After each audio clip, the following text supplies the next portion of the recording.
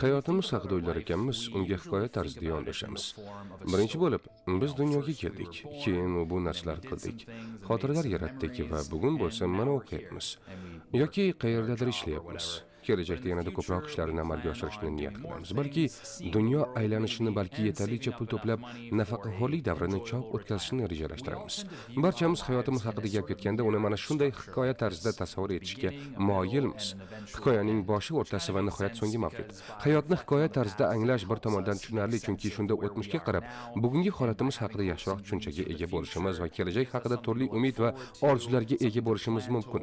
Shuningdek, agar bugungi holat va vaziyatimizni ma'qul ko'rmasak, ertaning yaxshiroq bo'lishiga umid qilgan holda iztirob va og'riqlardan oz bo'lsa-da chekinishimiz mumkin. Endi kitob xarid qilish uchun do'konga borish shart emas. Kitoblar o'z uyingizga keladi. Asahi.uz sizning internet do'koningiz. Biroq hayotni ayni damlarni real ma'noda yashab o'tish va kundalik hayot tarzini boshdan kechirish haqida o'ylaganingizda barchasi mutlaqo boshqacha tuyuladi.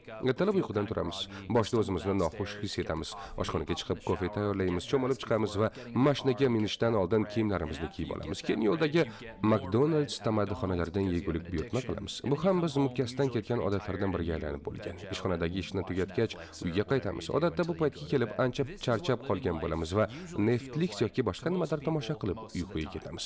Ko'pchilik uchun hayot asosan mana shunday tartibda kechadi. Hayotda odatda umuman olib aytganda ancha normal kechadigan jarayon. Har kuni bajaradigan ishlaringizni qayta va qayta bajarishda davom etasiz. O'zingizning kun tartibingiz bor. Odatda hayot juda ham ilhom baxsh yoki g'ayrioddiy emas. Ko'pchilik uchun hayot shunchaki kundalik tajriba xolos. Xo'sh, buning qandaydir yomon tomoni bormi? Ijtimoiy tarmoqlar bizni hamma har doim yaxtalarida dam olib yurgani, ajabtovur sayohatlarga chiqayotgani, Janubiy Osiyodagi 2000 xil bananlarning ta'mini totib ko'rayotgani, hamma o'z sevgan yori bilan turmush qurayotgani va shirindan shakar farzandlar ko'rayotganiga ishontirish bilan mashg'ul. Biroq hayot bu emas. Bu shunchaki hayotda ro'y beradigan eng yaxshi vaziyatlar. Biz Instagramda kuzatadigan insonlarimizning yoki kinolardagi insonlarning hayotida ro'y berayotgan bunday baxtli lahzalarni muntazam ravishda ko'rib boramiz va bu o'z hayotimiz hikoyasini qanday talqin etishimizga ta'sir ko'rsatadi.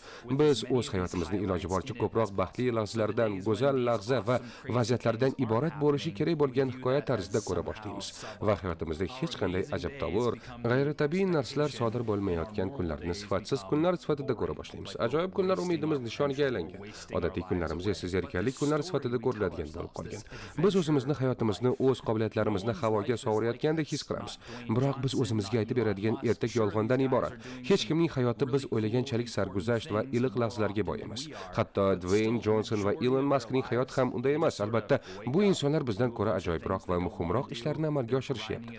Ammo ularning hayotining katta qismini ham ertalab qiyinchilik bilan uyg'onish, o'zlari yoqtirmaydigan ishlarni bajarish, qattiq mehnat qilish, asabiylashish va ovqatlanish kabi boshqa barcha insonlar kundalik bajaradigan ishlar tashkil etadi. Ularning hayotining asosiy qismi mana shunday kundalik zerikarli tartibda kechadi. Ular hayotni siz yashayotgandek yashashadi. Hayot hamma uchun bir xil tajriba. Faqat bitta farq bo'lishi mumkin. Siz ish bosimidan charchab qachondir Bagam orollarga borib dam olish haqida o'ylasangiz, charchagan Elon Musk Marsga borib dam olish haqida o'ylaydi. Deylik, siz har kechqurun 8 soat uxlaysiz. Demak, bir kunda yashash uchun bor yo'g'i 16 soat vaqtingiz qolar ekan. Boshingizni yostiqdan ko'tarish va uni qayta yostiqqa qo'yish o'rtasidagi kechadigan va ancha tabiiy tuyuladigan narsalar mana shular hayot demak. Hayotning bori shu. Mana shu jarayonning qayta va qayta takrorlanishi hayot deb ataladi. Bu fikr qaysi tomondan qarashingizga qarab juda ham tushkun yoki nihoyatda ilhom baxsh fikr bo'lib tuyulishi mumkin.